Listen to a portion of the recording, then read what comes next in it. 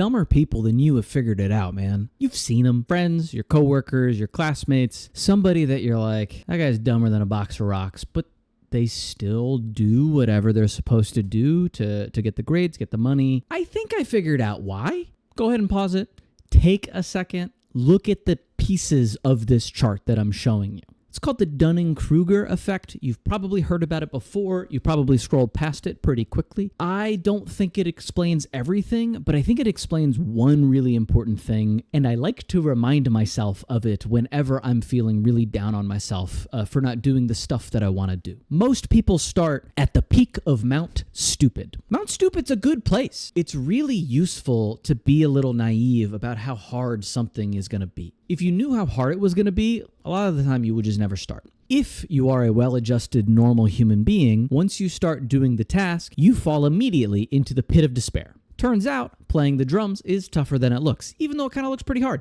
This is where most people quit. This is where normal people are like, man, I would rather sit on the couch and do nothing or watch TV or scroll on my phone or whatever. And so you just sit in that valley of despair. And if you're like me, you accumulate, 5, 10, 15, 100 valleys of despair that you never get out of. That sucks. If you stick with something, you traverse the slope of enlightenment, you get better bit by bit, your confidence goes up, and then eventually you're good at the task. Amazing. At some point, you're living your best life as a drummer or artist or programmer or whatever you're trying to do.